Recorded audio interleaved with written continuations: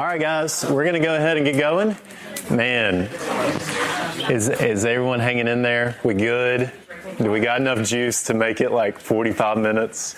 Okay, maybe.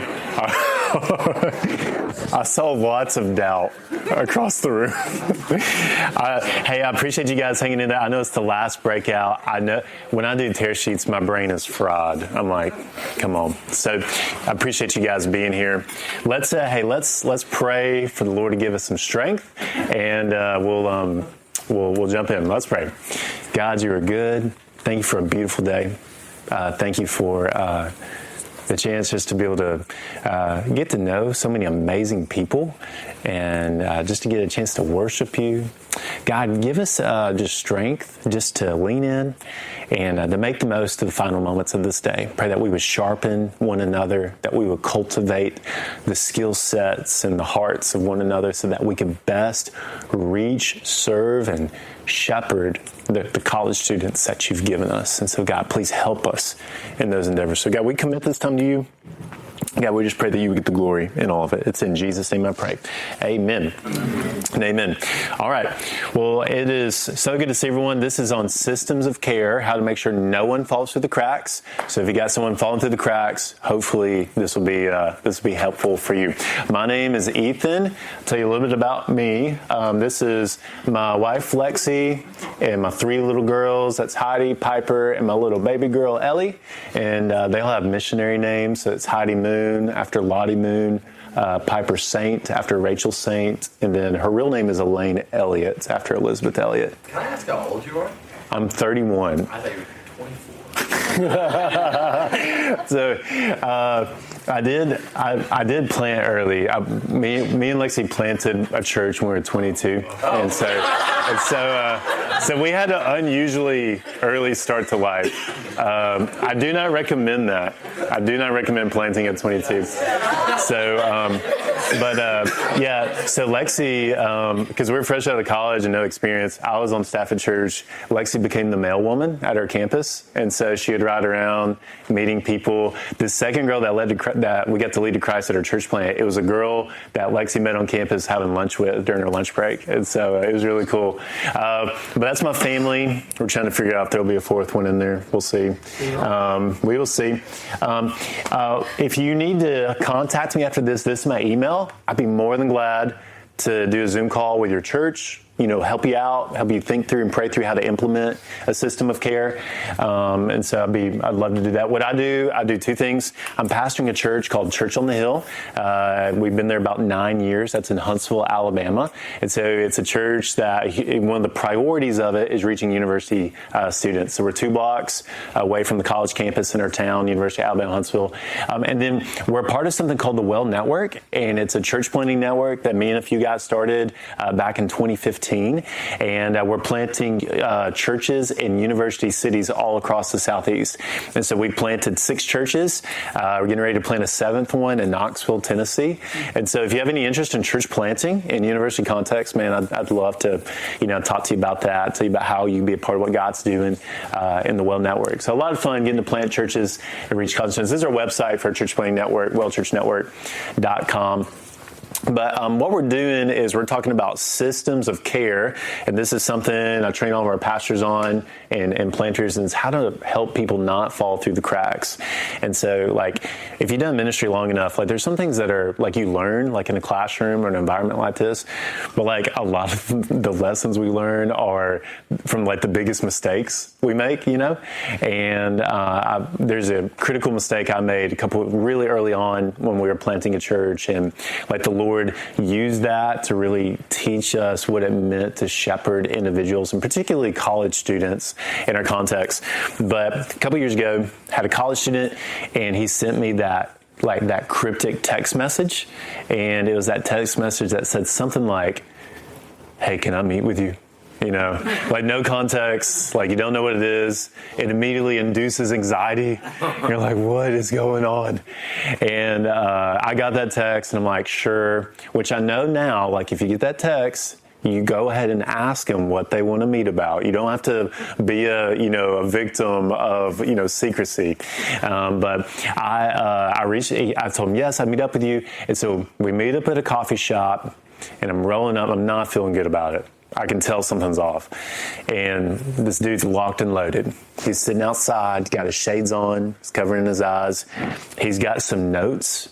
I'm thinking, like I'm about to get destroyed by whatever this guy has. And so we meet up, and he is disgruntled. He's very upset. At this point, he's a sophomore in a college ministry, and he's just throwing these things out there. He's like, man, like the leadership here is poor. Like this church isn't doing what it needs to be doing, all these different things. But then the last one is what really got me. He threw the last one out there, and he said, and he said, on top of all this, man, you don't care about me.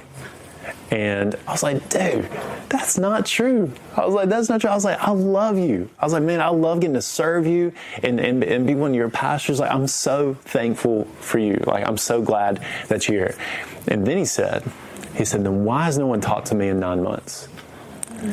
And it just hit me like in my gut. I was like, dang it. Like, he was right. Like, he had been isolated. No one had reached out to him.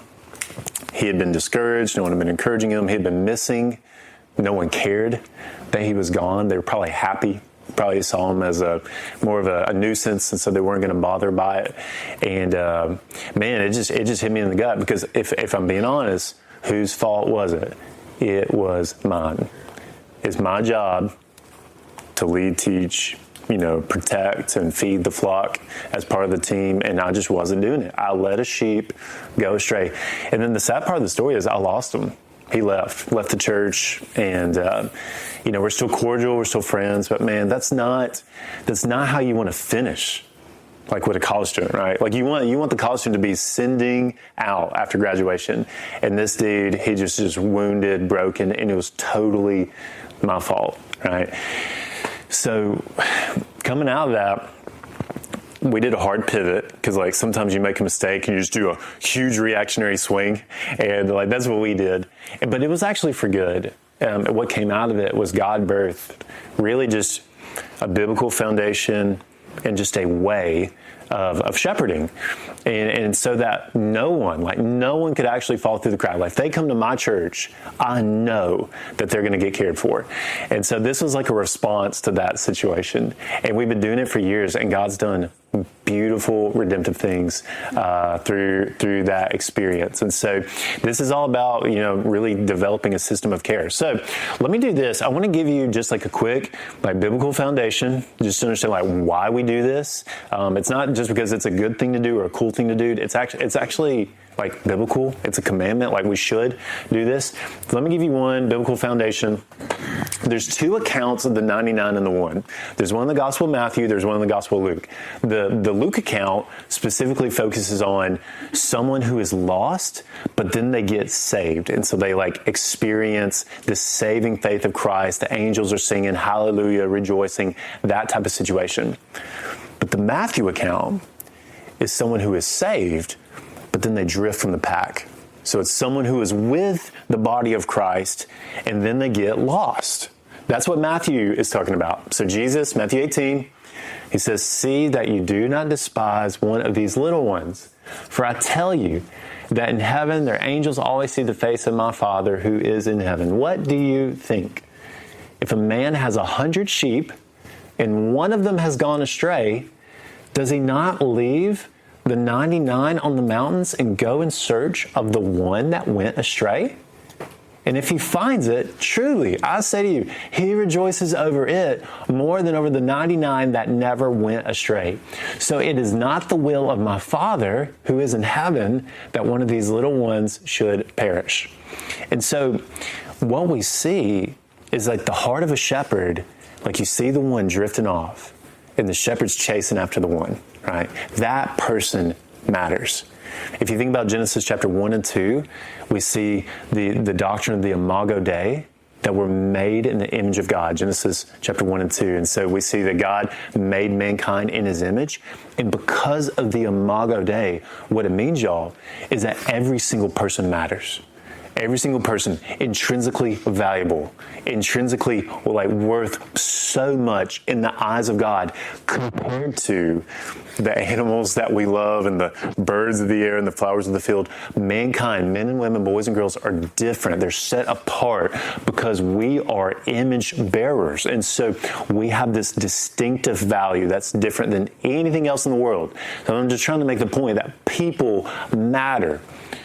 So let me point it like this.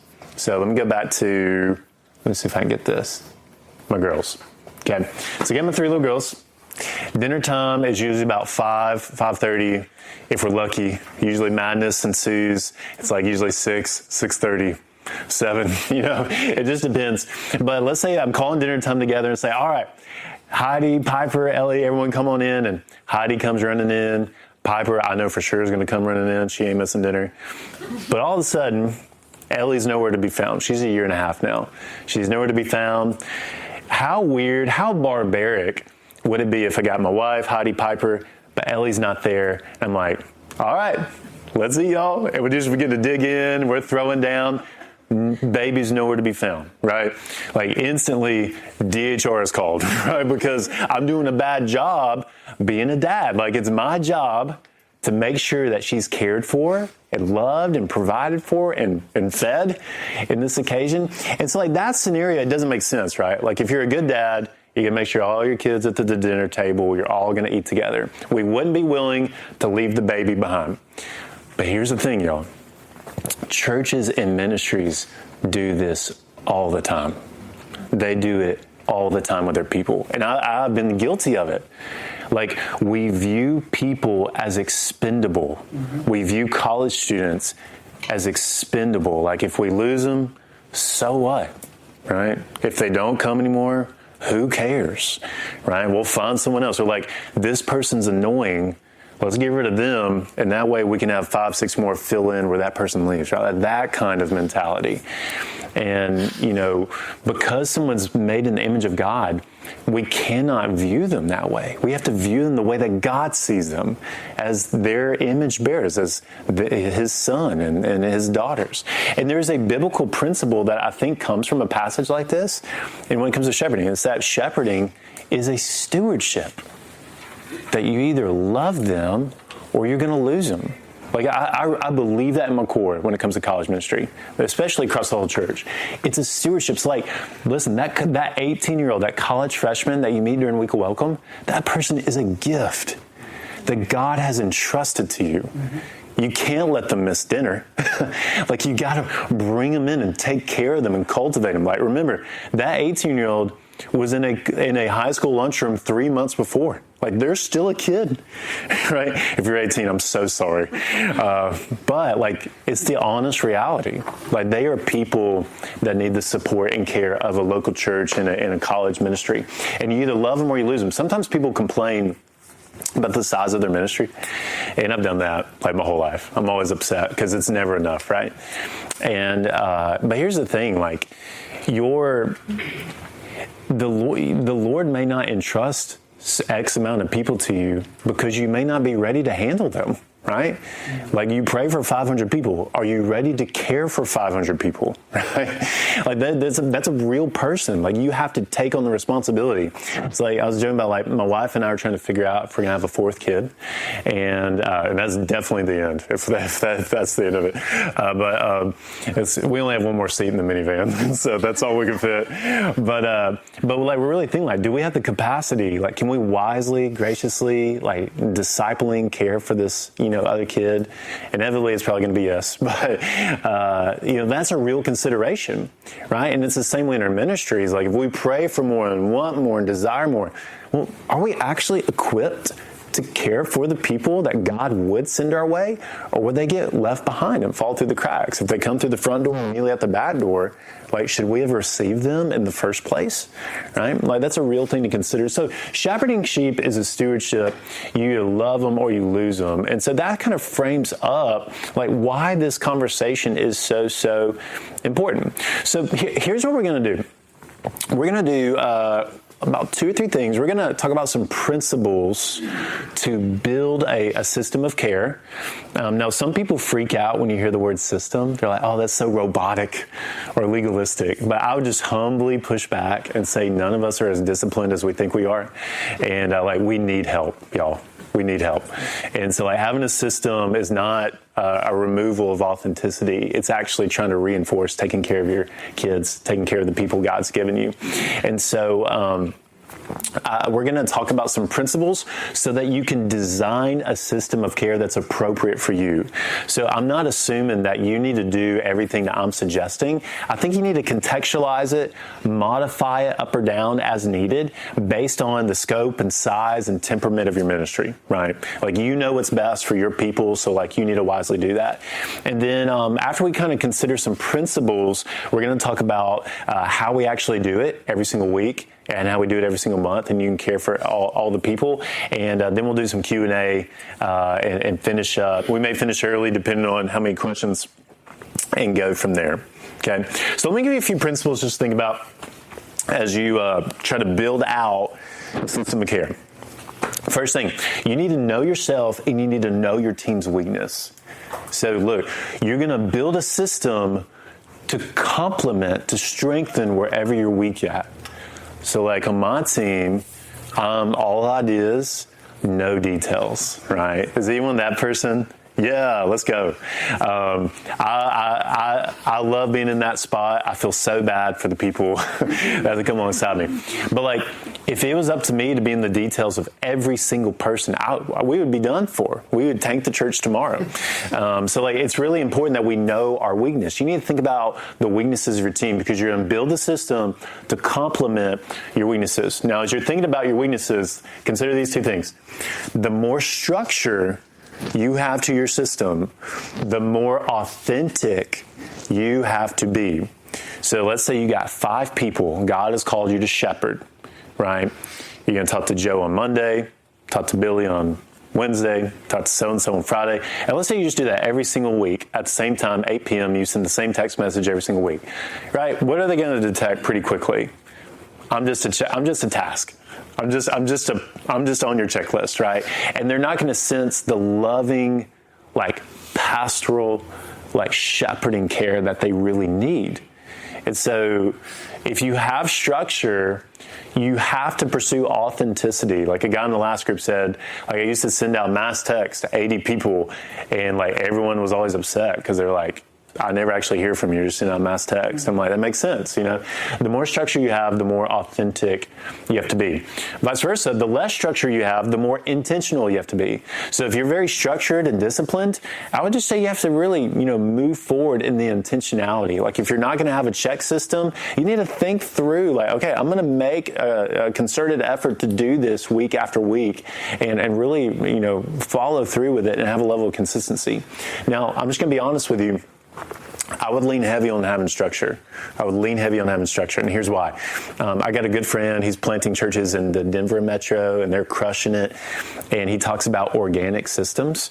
And sometimes people talk about organic systems, in organic ministries, it's a really sexy kind of thing. And it's because we think organic food from Whole Foods, and it's always so much better for you. And they think organic systems are good. But I had this guy, and I'll never forget it. He's organic things decompose if you don't cultivate them.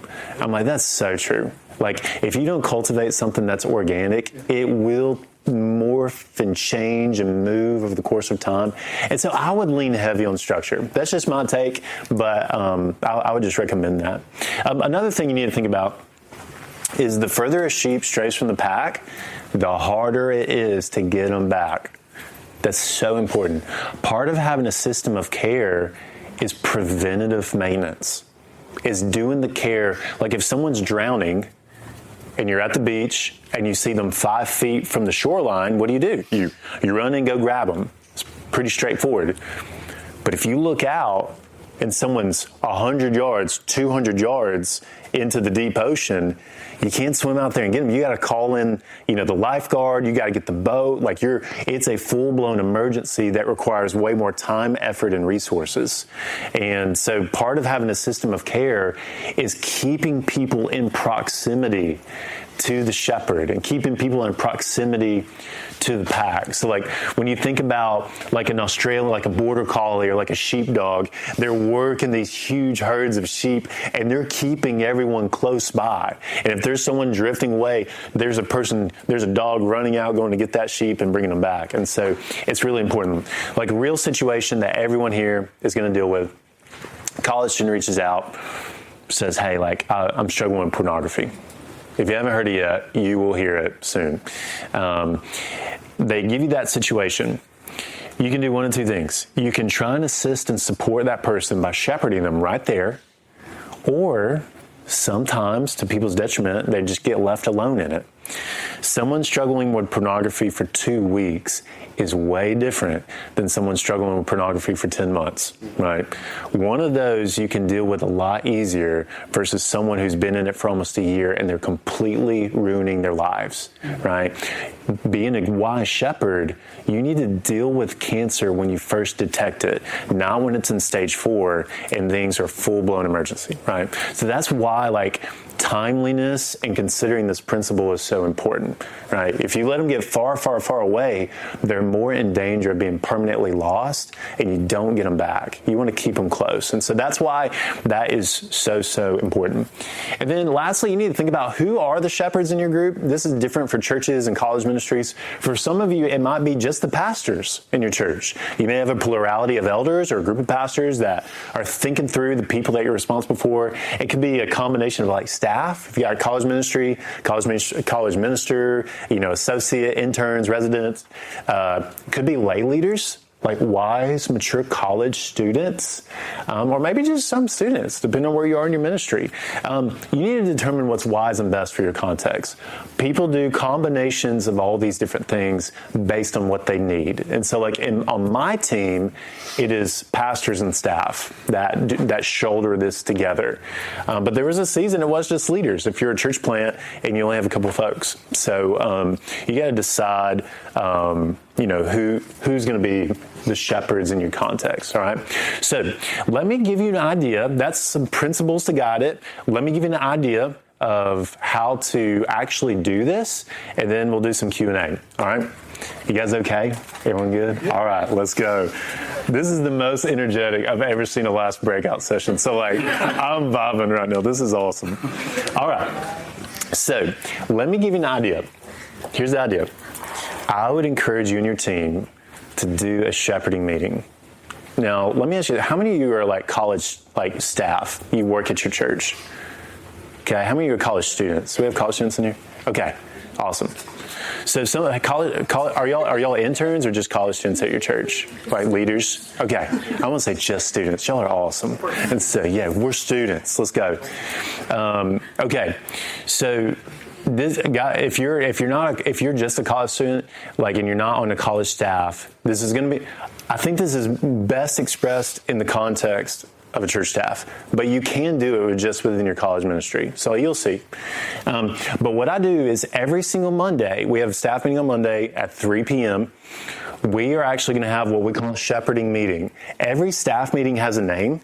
So first week, I'm doing spiritual development for the team. Second week, I'm doing administration. Third week, we're doing leadership development. But the fourth week is always the shepherding meeting. Everyone knows what that is. And it's where we're going to look at the whole list of who we are responsible for, and we are going to assess their spiritual health and then apply shepherding care as it's appropriate, all right? So we're actually going through this every single month. So if you're doing this in a college ministry context, this is probably going to happen 4 times a semester.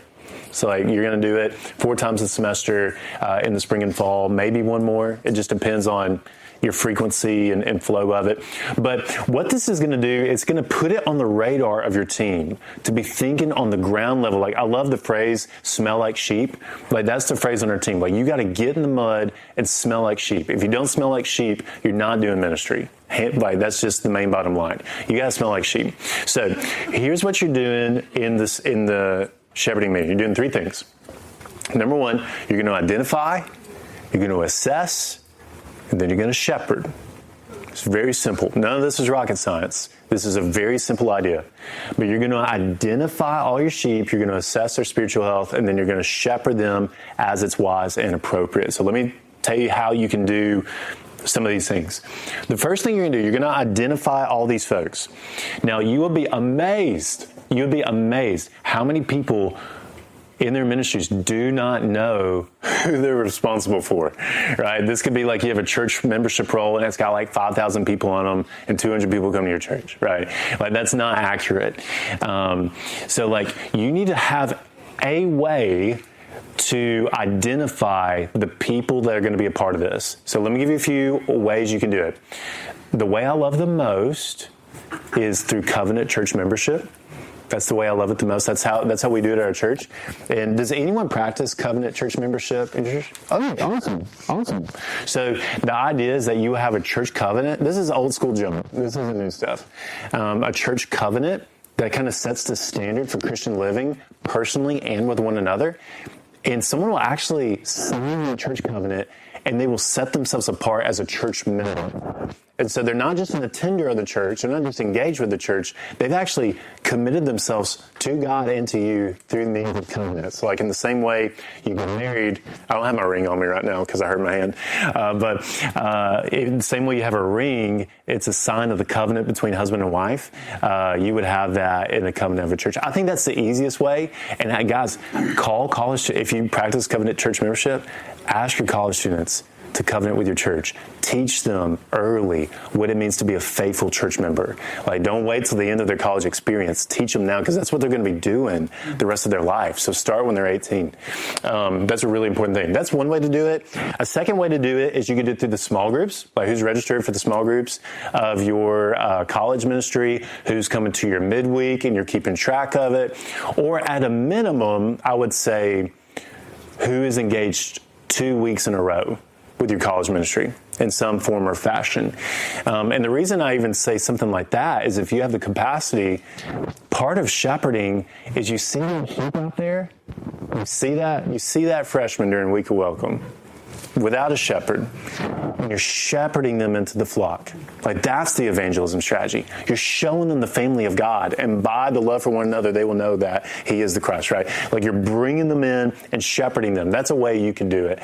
But you need to have a way to determine like a list. And once you have that list, you can move on from there. Okay, does that make sense? You just got to have something. If it's a Google Doc, just make a Google Doc and figure out who you're responsible for.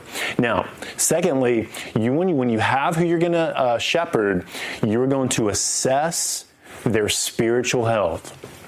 You're going to assess their spiritual health. Now, let me give you a way, it doesn't have, and again, none of this is the gold standard. This is just a way, y'all. But it's very helpful for us. We use a color system in our church and in the Well Network, and we use lights. And we would use the language of lights just to quickly and efficiently, but effectively communicate where someone's at in their spiritual walk with Christ. So a green light, we would say if someone's in the green, man, they're actively engaged with your ministry. They're abiding in Christ through the word and prayer. Like they are doing good. There's nothing wrong with this person. That's a great thing.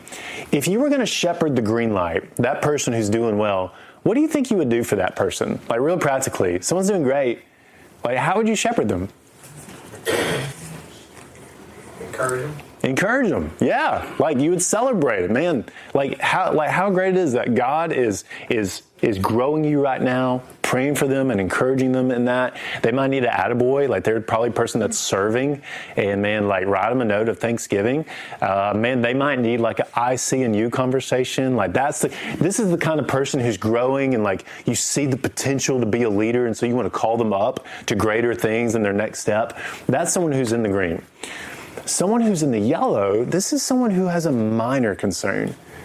So it's like when you get to the staff meeting or you're meeting with your group and you're talking about, Rachel, and all of a sudden as someone says, like, hey, I hadn't really seen Rachel in like 2 or 3 weeks. Have you seen Rachel? Have you seen Rachel? No one knows who Rachel is. Or like, hey, like, I saw like Tristan and Justin and like they were kind of like arguing at the last midweek. Or, hey, someone shared this with me that they're struggling with this. And what that is like, it's not something that's just like code red, like this is absolutely crazy. There's just a minor concern, like something's wrong. And it means we want to apply some form of shepherding. So what we would do with a minor concern is we're sitting around the table. We're going to do something in the next 1 to 2 weeks for that person. It's not imminent. It doesn't have to be immediate, but we're going to do something in the next 1 to 2 weeks. So someone at that table is going to get the assignment. They're going to receive their deadline, and then they're going to apply an appropriate form of shepherding care. And then at the next shepherding meeting, when we go around the table, they're going to report on what they did and how it's going for that person since they last met. Okay. So like they're going to go through and say, hey, I noticed Rachel hadn't been there for 3 weeks, but I got coffee with her, met up and said, hey, sis, I want you to come back. And she was at church the last 2 Sundays, right? That was it. And so that's a yellow light. Red light, this is different. Not a minor concern, but this is a major concern. Something is bad wrong with this individual. We've all been there. If you haven't been there yet, it's going to happen.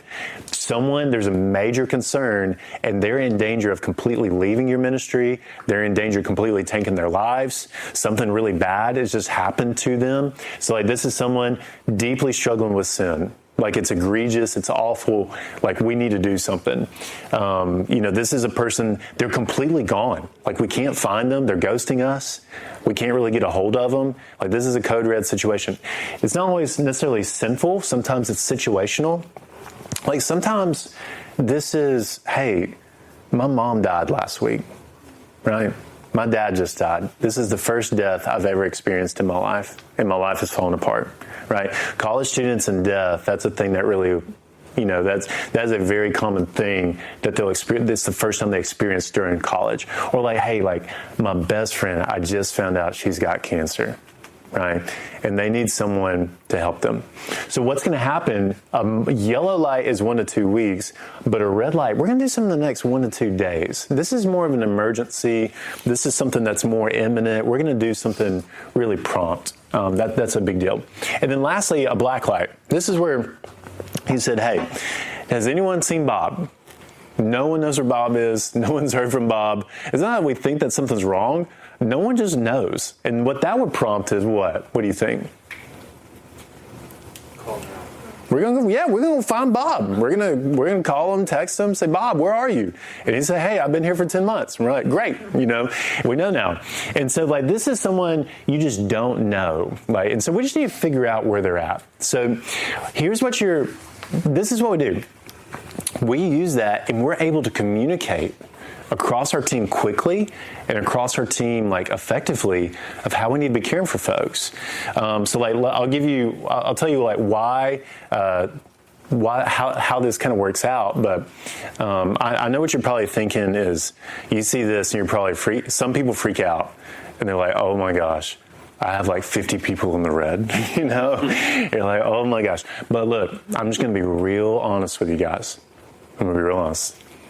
You will always have people in the green. You will always have people in the yellow. You will always have people in the red. That's life. Like that is real ministry. And so it's your job to know that that's the reality and to inject yourself into the mess of life and into the messiness of the situation. You are called to be the steady one when everything else is turbulent, and being that pillar in their life that they need, that mature, steadfast one. Like that's what a good shepherd does. And so don't freak out if you got people in the red. That's where you go in on a search and rescue mission, and you get that brother or sister and you bring them back into the light. You go and get that brother and sister and help them when they're hurting, right? That's the heart behind it.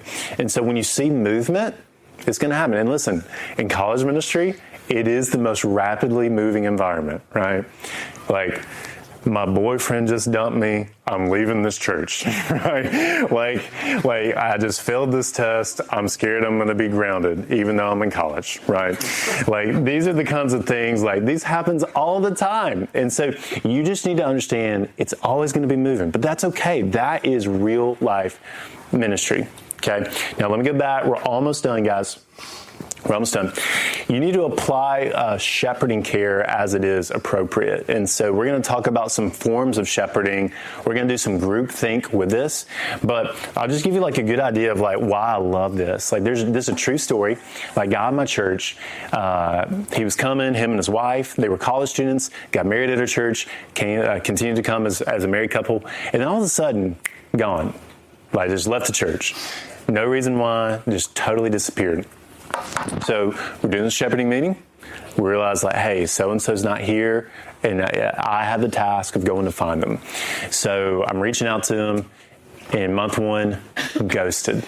Nothing. Not texting me back, none of that. Month 2 goes by, ghosted. Month 3 goes by, ghosted. Month 9 goes by, ghosted. Month 10 comes by. And we've been praying for this person. We've been praying for him and his wife.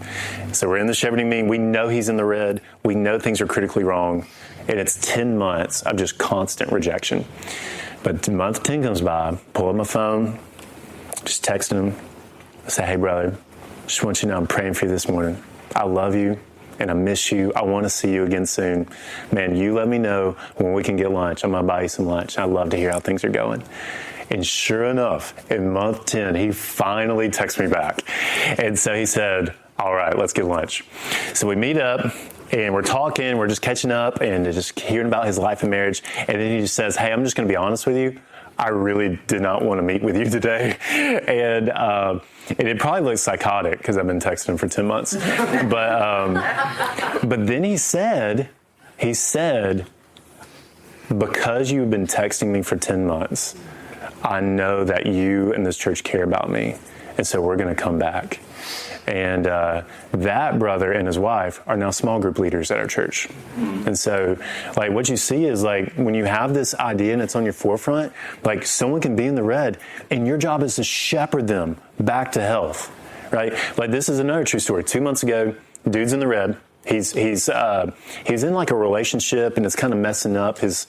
Anytime someone starts dating... Anything prior to that doesn't matter anymore. Like, all bets are off. This is a whole new person. And so this person started dating someone. They started disappearing, and they went gone for a few months. So they're in the red. We're getting ghosted by them, but we've been doing the shepherding meeting.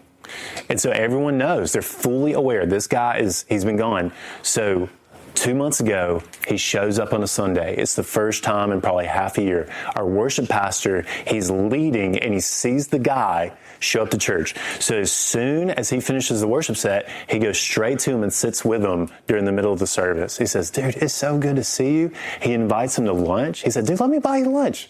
And they go and get lunch, and he checks on him, and he's like, man, I'm so glad you're here. He's like, man, we want you back next week.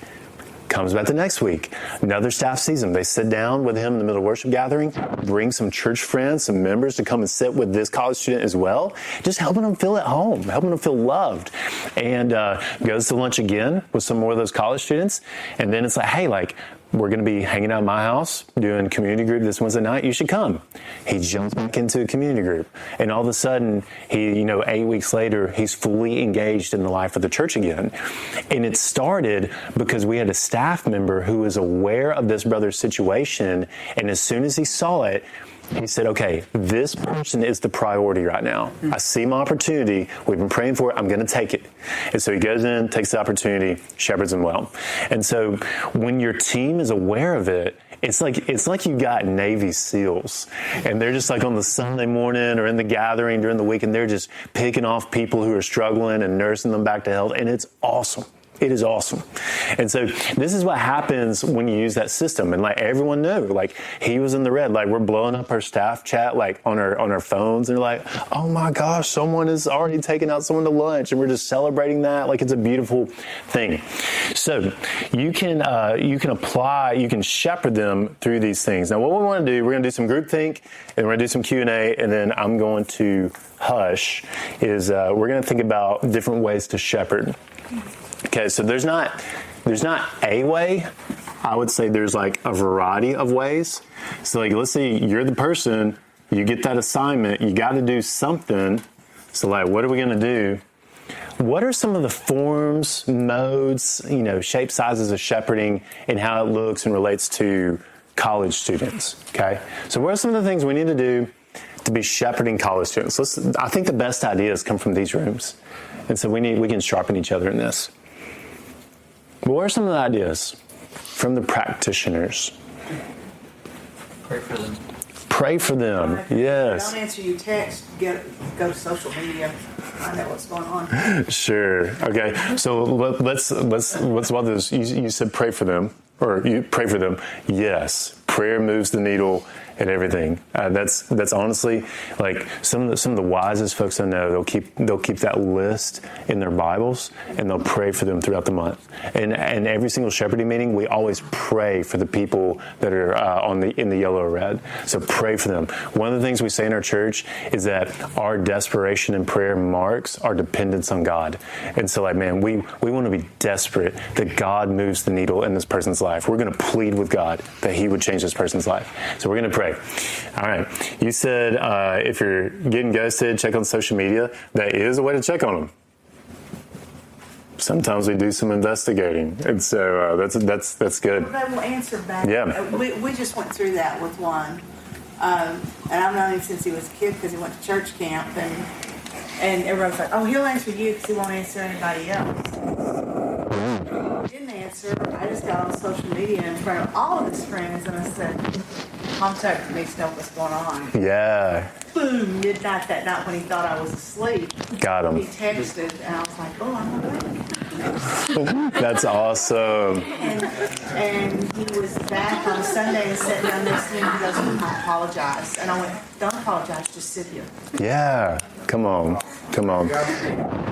Hey, and just so you guys know, like, there's power in different generations doing college ministry. Like, it meant something special because it came from you versus a fellow peer. And so, like, there's a lot to be said about that. You know, like, college students, they want a family in college. And so, like, having, like, spiritual parents and family members is so important. So, way to go. That's awesome. Okay, anyone else? We have to sense the Spirit prompting to say hard things. Yeah. So like kind of discerning and yeah. I have a friend. He calls that thing. He calls it the nudge, and so he's like, you really feel like God's just nudging you to do something, you know. And usually you need to, like whenever you feel that prompting. So I want to be mindful and listening. That happens to me like I'll be sitting at home and someone will come into my mind. I'm like, I probably need to follow this lead and just see what happens. That's good. Meet their needs where you can. Yeah, meet their needs.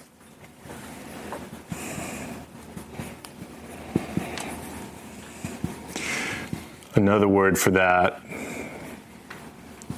that's related is benevolence. Just be like a benevolent person to them. Okay? Anyone else?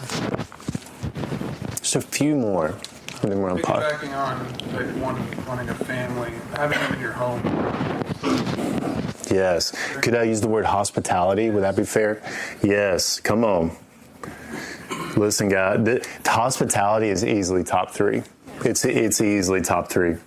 College students, like that person was sitting in that lunchroom. They've been eating nasty cat food for weeks, and they don't have nutrients, and like they need a home cooked meal. Like again, another perk of church-based college ministry where you can like have these different generations investing in. And so hospitality. If you haven't read the book, I would read. It's called The Gospel Comes with a House Key. Has anyone read that? Yeah. It's a game changer. It's by Rosaria Butterfield, and like it's her story of ministry and hospitality, and it'll make you want to buy a home tomorrow and just like invite everyone to your house. So, anyone else? Yeah, go ahead. I feel like sometimes when people are struggling, giving them, like, as you meet with them, giving them tasks that, like, are easy to fulfill, you know? Yeah. Like, I know that's, like, yeah, giving them some wins, you know what I mean? Yeah. I love it. Okay. You said listen. Yes. Active listening. Oh, that's so important. The worst is when you meet with someone, you can tell they're not listening. I know which one of y'all are asleep right now. So, I'm just kidding. That's really important. That means a lot to people. You need to listen more than you speak. I'd say get college students in accountability groups, like college students do like. Yeah. These are good. Let's keep going. Anyone else? Extend personal invites. Extend personal invites. Is that to a particular thing or just in general? In general, Yeah. I'm thinking about the context of our ministry, and we have a lot of college students, and so I think sometimes as staff members, it falls through the cracks. But it matters coming from us. Yeah. That's good. Okay. Anyone else? Like caring about what they care about, even if you don't Yeah. actually really care. Yeah, you need to resonate with them on that. Yeah, finding what hypes them up and just like rolling with it. That's good. Care about what they care about. I love that. Yeah, like the older you get, like you need to stay with it, you know? I guess like 2-3 years ago, like our college students were having a blast explaining what Riz was to me. And so I was like, this is hilarious. And so, yeah, if they're in the Spy Bowl, like get in the Spy Bowl. Like if they're in the Ultimate, get in the Ultimate. If they want to talk about D&D, get in the D&D. Right? It's not satanic like the churches used to think. And so that's good. That's good. Okay, yes. Be available. Be available. Yes. That's huge. I would say that's probably another top 3. Look, guys, your number one resource is time. It's your number one resource you have. And it's the thing that builds the most relational capital with your college students. And so, like, you can't invest time in everyone. That's why you need a team to do it. But, man, give them your time. I think, did you have one, brother? You know, I do have one. Teaching. Yes. Yes, teaching. In all forms and sizes. Okay. Let me give 1 or 2 more, and then we're going to do Q&A. Another one I would suggest is note writing. Does anyone write notes? Listen, guys, it's a lost art. It's a lost art. Have any of you got like an amazing, kind, intentional note and you just like can't throw it away? You're just holding on to, yeah, like they're incredible. So like a couple ways you can do this. And the reason this means a lot is because since no one does this anymore, like when you do get one, it stands out. So a few ways you can do it, especially for you college ministers that are in the room. When your college students have a celebration or a tragedy, I would put it on your phone and keep it on your calendar. And one thing you can do is, like, for example, we had a college student who she was raised by her grandmother, her parents, and when the grandmother died, it was super tragic. I mean, just wrecked her life. And so the next year, 5 days before her death, get a note, write it, and say, hey, I just want you to know, like, I love you. I'm praying for you as you get ready for this 1 year anniversary. I just want you to know that God's with you on this day, and we are too. And so she will get that the day before that 1 year anniversary, right? She opens it up.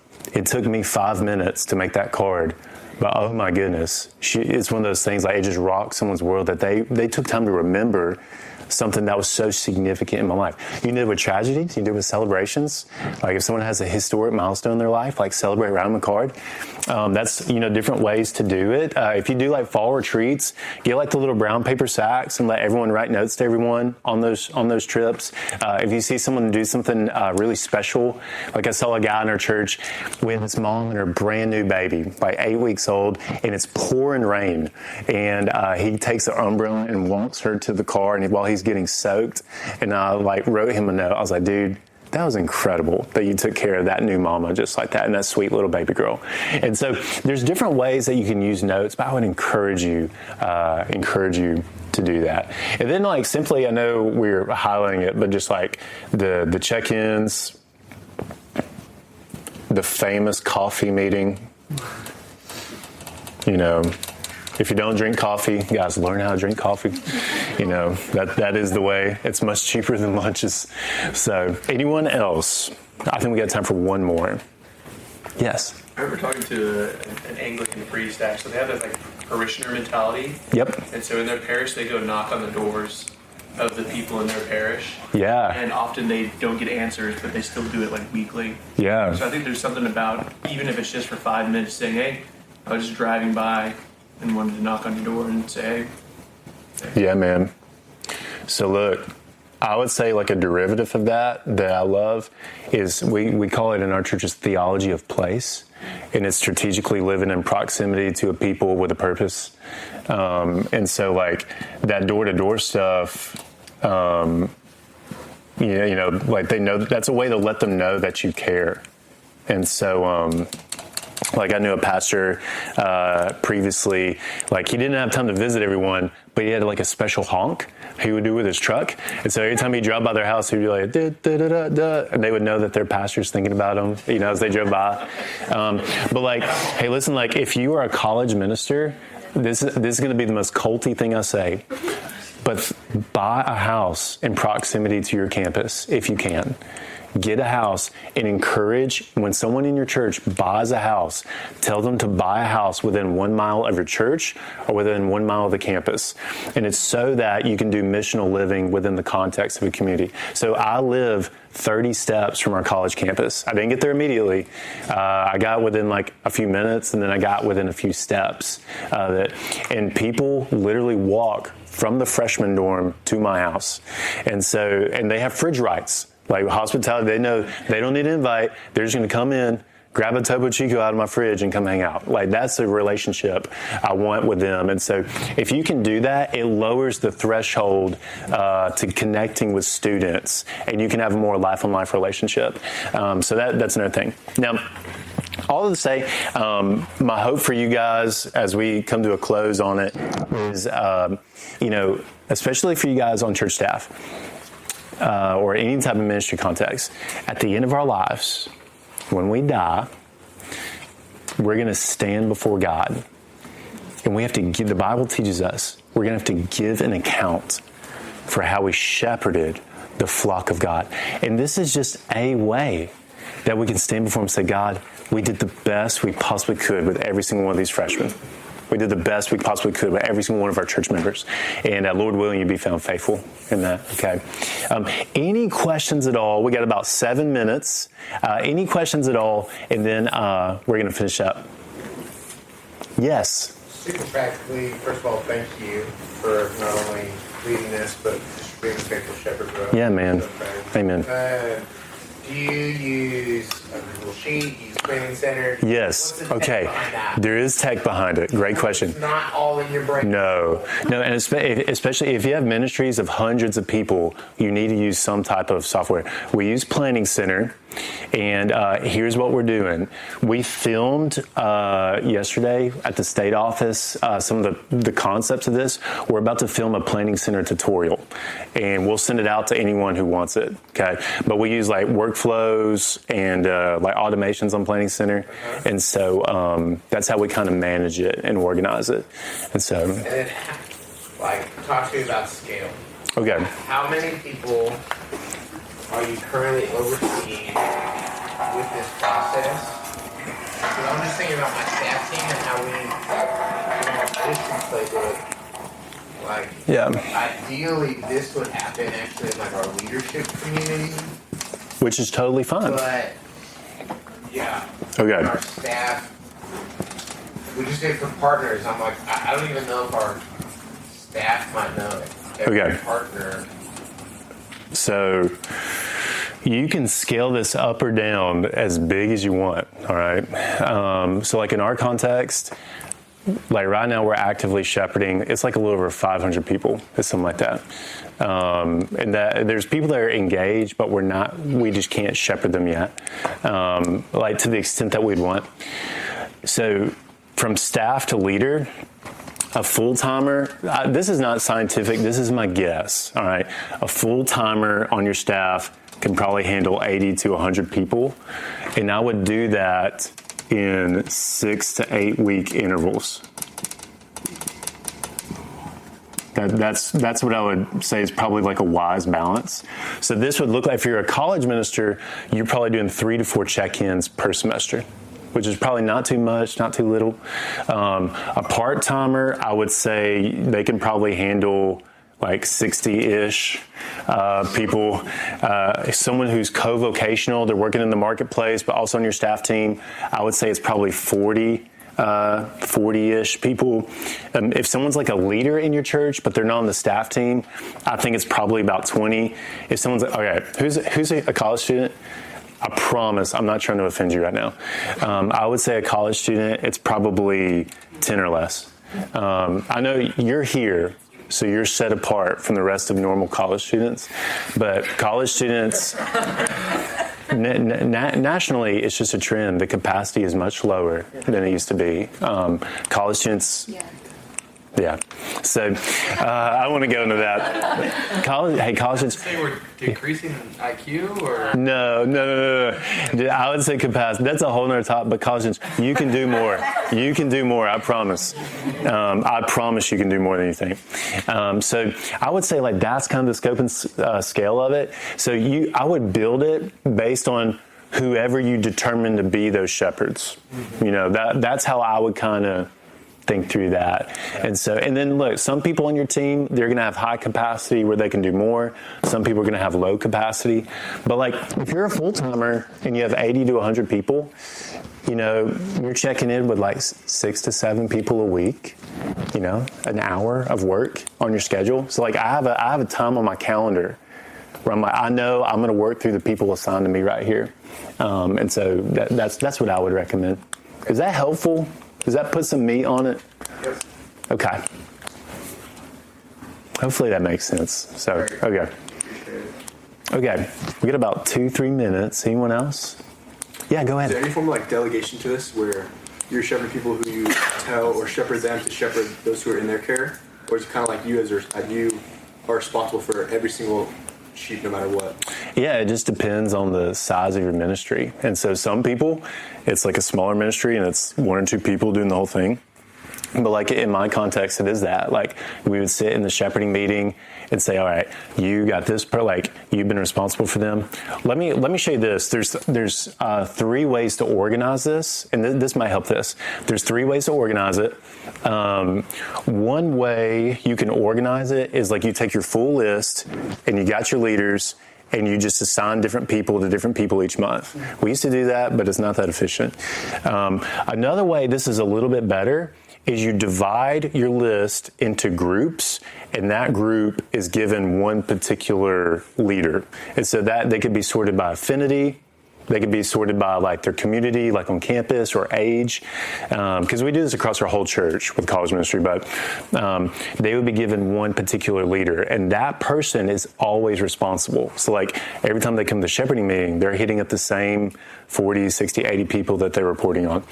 The third thing, and this is my favorite, it's like we do this twice a year. It's like fantasy football, where we do a draft, and we have a big TV. Every single name's up on the board, right? And anyone that doesn't have their person, we will actually kind of fight for the individual. Be like, no, I want that person. Like, I met them during week of welcome. We have this relationship. It's really good. And that's why I need to be their person. And that tends to be the most fruitful because there's like just like personal stake in the game, you know? And it tends to be, if you do it the other way, sometimes you get randos that you have no relationship with. And like, you want to have like the people you know the most. Like there's some truth to that. So we like to do that, and we do it every August, 2 weeks after week of welcome, and then we'll also do it about 3 weeks into the January semester. And so, but it's right there. If you go above capacity, what's happening is every single month when you come back, you're adding new people or taking people out if they move away, which happens. Like people are going to move, and we would add people in that have the capacity to handle. Okay, that's a quick shot on it. I have time for one more question. We're going to be done. Anyone else? Yes. How do you care for the people that are caring for the people? That's great. That's what I do love, like layers of leadership. So like, even though like for me, even though I have all these different people that I would call like shepherds, someone needs to function like a rancher, right? Or like they're the person taking care of the shepherds. So like I spend most of my time with my leaders, investing into them. And so I carve out time onto my schedule for leadership development, and that's where I'm cultivating those people who are pouring themselves out week after week. And so whoever those people are, if you have a chief leader on the team, if you got a group of leaders, like make priority time on the schedule during the week. Like I'm going to encourage, equip, celebrate, just support those folks. And if you do that well, it'll trickle down. So like one pastor always tells me, you got to lead through your leaders. So like you lead your leaders well, and it'll trickle down. So, all right, I'll be more than glad to stay if you have any other questions. But I appreciate you guys jumping in. If you want to ask me or send me anything to walk with your team, here's my email.